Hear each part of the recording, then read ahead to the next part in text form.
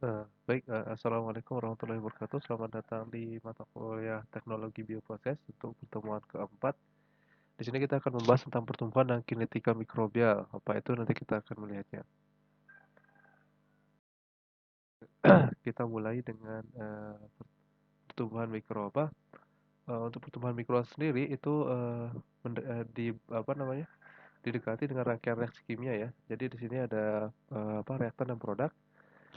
Proses pertumbuhan yang mengikuti prinsip kekalahan massa. Jadi kita sama kayak reaksi kimia itu ada sebelah kiri adalah reaktan, kemudian dia akan menghasilkan produk di sebelah kanan yang diberikan tanda oleh tanda panah seperti ini. Nah, di mana substrat ini adalah reaktannya, di mana substrat itu terdiri dari sumber karbon, di mana sumber karbon itu misalkan glukosa, molasses. Kemudian ada nutrien atau belerang, fosfor, magnesium, nitrogen itu sebagai ingaran mineral dan juga ada O2-nya untuk yang aerobik. Kemudian tidak ada O2 untuk anaerobik. Hasilnya adalah mikroba dan produknya sendiri ada produk utama, kemudian ada produk sampingan, kemudian akan menghasilkan panas. Ketika dia menghasilkan panas itu reaksi itu dikatakan sebagai reaksi eksotermis ya. Kalau kita lihat stoikiometrinya secara matematis seperti ini bisa dilihat di atas. Kemudian komposisi substrat berkarbon dan komposisi biomasa sama ya, CHON. Jadi dia ada menggunakan CHON untuk menghasilkan produk, kemudian produknya juga CHON. Hanya saja di situ akan terjadi konversi karena eh, yang terbentuk tidak hanya produk tapi ada biomasa dan byproduct juga gitu. Komposisinya pasti berubah untuk produknya gitu. Kemudian koefisien stoikiometri A, B, C, D dan E itu digunakan dalam penyusunan neraca unsur. Coba kita lihat di bawah ini. Kalau kita buat reaksi secara komplit adalah seperti di bawah ini. Perhatikan di sini ada koefisien A, B, C, D dan E ya. Baik. Untuk neraca keseimbangannya mirip seperti mirip seperti reaksi kimia ya. Di situ ada coefficient sehingga kalau kita misalkan menghitung neraca keseimbangannya, contohnya misalkan karbon, karbon itu di situ adalah U jumlahnya, kemudian ada koefisien A sehingga akan dikalikan dengan A kali U gitu untuk sebelah kiri. Sedangkan untuk sebelah kanan di situ ada CX gitu. Eh, Kita bisa lihat C-nya jumlahnya X. Kemudian satu lagi di situ ada C untuk CU2 itu ada koefisien D sehingga D kali satu ya. Karena C itu satu. Sedangkan C itu untuk CX itu adalah satu kali X gitu. Sehingga karbon itu dari sebelah kiri itu ada AU sama dengan sebelah kanan itu adalah X ditambah dengan D. Nah, dan begitu seterusnya. Baik, kalau kita lihat rumusnya, kalau kita bisa rumus yield ya, yield atau rendemen yang kita dapatkan, artinya berapa sih yang kita dapatkan berdasarkan substrat yang kita punya gitu. Itu disebut dengan yield. Ini saya yakin teman-teman sudah mengetahuinya di mata kuliah kimia dasar ya, di mana Y dilambangkan YX per S ya. X itu produk, S itu adalah substrat ya. Jadi YX per S, jadi jangan lupa itu sama dengan gram biomasa terbentuk dibagi dengan gram substrat karbon yang digunakan.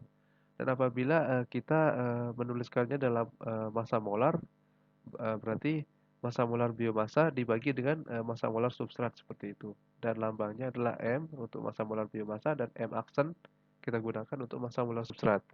Kita akan lihat metode pertumbuhan mikroorganisme itu ada beberapa caranya gitu.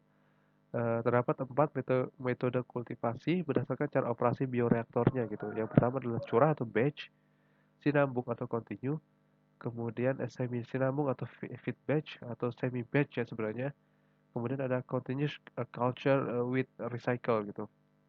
Nanti kita lihat apa itu.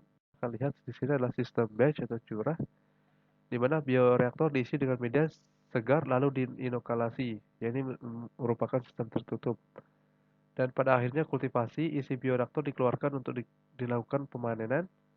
Kemudian bioreaktor selanjutnya dibersihkan dan disterilisasi untuk digunakan pada kultivasi berikutnya. Ini gampang saja. Jadi misalnya contoh kita punya satu reaktor berisi 5 liter gitu, kemudian kapasitasnya 5 liter ya kita masukkan apa namanya kita masukkan eh, inokulasi ya, media apa namanya, media dan lain sebagainya, apa namanya, reaktannya, kemudian kita tutup, kita tunggu hasilkan produk, kemudian kita panen, sudah seperti itu adalah batch. Nah, nah ini untuk sistem batch ini penyiapan atau pembersihan bioreaktor memang cukup repot. Kemudian untuk sistem batch ini sendiri, pertumbuhan akan berlangsung sampai sumber energi habis, ya kan? Kita harus menunggu sampai dia habis dimakan, misalkan, atau bakterinya memakan substrat dan menghasilkan produk. Kemudian sampai sumber nutriennya juga habis, akumulasi produk itu akumulasi produk beracun ya, berbahaya. Faktor lingkungan, di situ ada pH, suhu, kemudian ada intensitas cahaya, kemudian ada oksigen dan lain sebagainya seperti itu. Nah, limiting substrat itu adalah substrat atau sumber nutrien yang habis terlebih dahulu. Kemudian ada in excess namanya. Ini adalah konsentrasi di mana substrat dan nutrien tidak memberikan efek pada pertumbuhan kinetik itu sendiri. Berarti memang di situ harus dipanen pada saat itu. Jadi di dua keadaan ini memang sudah harus dipanen seperti itu. Sudah jenuh istilahnya. Dan, risiko kontaminasi itu rendah juga untuk sistem batch karena tertutup ya. Jadi sekali masuk kemudian ditutup dan ditunggu gitu. Selain itu ada kultur curah merupakan cara yang paling sederhana sehingga menjadi titik awal untuk studi kinetika. Nah, yang kita lakukan juga sekarang, jadi kalau misalkan kita mau penelitian tentang kinetika atau laju reaksi, apa namanya, laju reaksi atau kecepatan reaksi dari sebuah reaksi apa namanya, bio gitu, reaksi bioproses gitu, maka dengan batch ini adalah paling bagus gitu. Kemudian tidak perlu mikroba dengan kestabilan tinggi, mikroba rekombinan karena tidak stabil sifat genetiknya. Selain itu dapat untuk fase fermentasi yang berbeda pada bioreaktor yang sama, contohnya pertumbuhan sel pada fase eksponensial dan pembentukan produk pada fase stasioner. Selanjutnya ada pada industri farmasi, semua bahan-bahan yang digunakan harus diketahui dengan tepat sehingga lebih praktis dengan proses curah. Ya kan, kalau misalkan di farmasi tentu ketelitiannya kita butuhkan tinggi banget gitu kan. Jadi berapa reaktan, berapa produk yang kita inginkan, nah itu memang yang paling cocok adalah sistem batch ini. Kemudian dari aspek rekayasa proses itu kultur curah lebih fleksibel dalam perencanaan produksi, terutama untuk produksi beragam produk yang produk dengan pasar kecil ya. Contohnya misalnya kita akan buat hand sanitizer gitu. Nah itu cocoknya batch saya kecil lah, skala kecil, walaupun untuk industri masih lebih bagus yang besar ya gitu, banyak gitu. Kemudian produk yang menghambat pertumbuhan terakumulasi di situ gitu.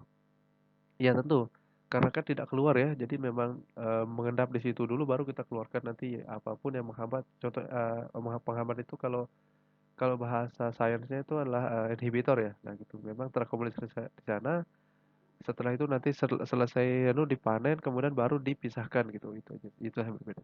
Kita lihat yang sistem continuous sinambung, di mana media segar secara kontinu ditambahkan ke dalam bioreaktor dan pada saat yang bersamaan cairan kultivasi dikeluarkan.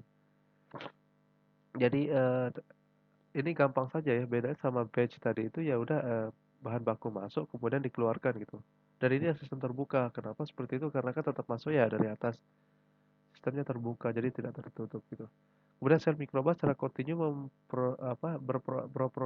berpropagasi menggunakan media segar yang masuk. Dan pada saat yang bersamaan produk samping atau byproduct metabolisme dan sel dikeluarkan dari bioreaktor tentu ya. Karena kontinu kan terus menerus masuk dan keluar terus gitu. Dengan tapi tentu ya tidak langsung keluar masuk langsung keluar itu. Di situ kita harus mengetahui gitu kecepatan dari produksi apa namanya, eh, konversi ya, konversi mikroba terhadap substrat gitu ya. Nah seperti itu. Jadi misalkan dia butuhkan 10 menit, berarti memang waktu tinggal dari mikroba dan substratnya itu untuk menghasilkan produk itu ya 10 menit baru dikeluarkan, walaupun dia secara terus-menerus seperti itu. Kemudian bioreaktor kultur sinabung membutuhkan lebih sedikit pembersihan dibandingkan sistem curah ya tentu ya.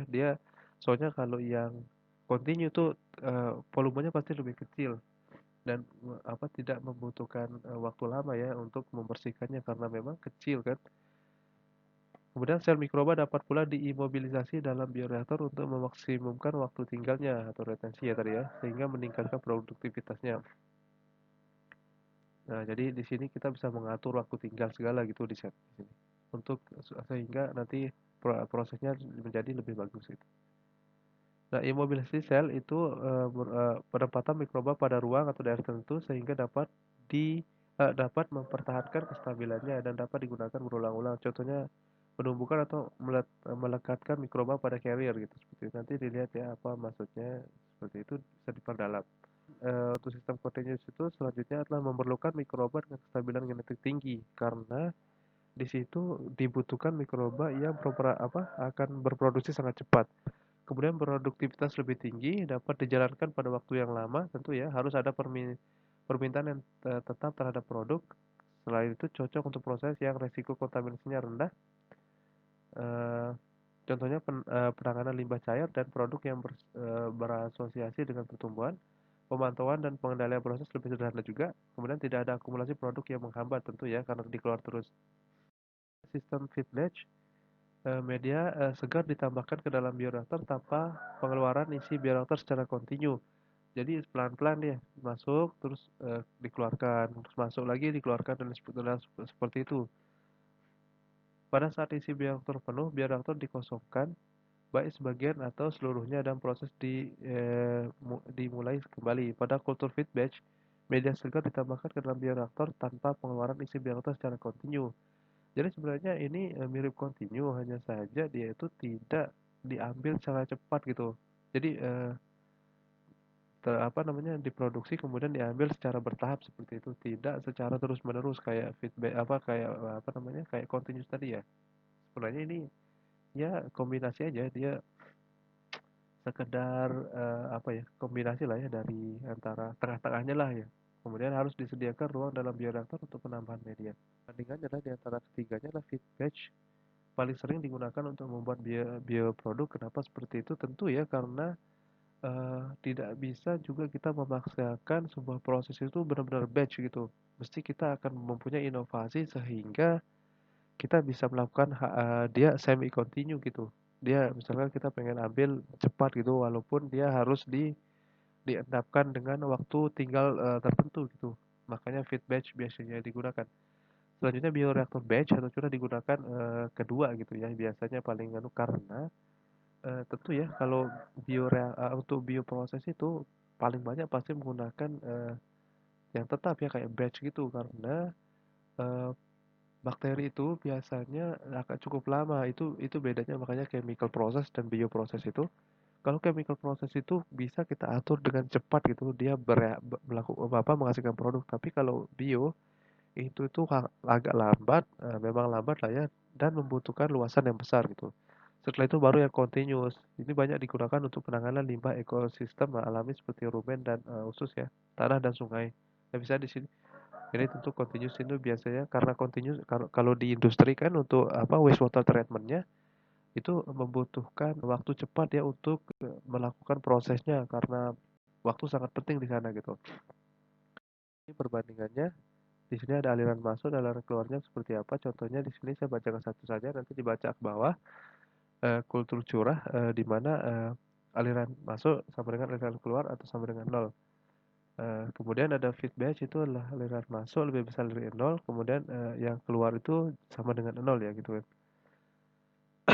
Dan kultur sinambung adalah F in sama masa masuk sama dengan masa keluar itu lebih besar dari nol. Kemudian di sini ada volume kulturnya konstan, meningkat dan konstan ya. Untuk kultur curah itu konstan, volume kulturnya tentu benar. Kemudian feed batch-nya akan meningkat. Selanjutnya adalah kultur sinambung itu konstan. Baik ini nah satu lagi di sini ada namanya kultur continuous culture with recycle. Coba dilihat apa itu nanti ini ya. Ini tugasnya. Coba dicari kemudian digambarkan kemudian nanti diserahkan ke saya gitu. Masih nanti kalau ada tolong ya kalau ada pertanyaan kalau tolong dibuat tadi ya kalau ada pertanyaan nanti kita silakan di kolom komen di channel ini ya di bawahnya gitu. Terima kasih. Assalamualaikum warahmatullahi wabarakatuh.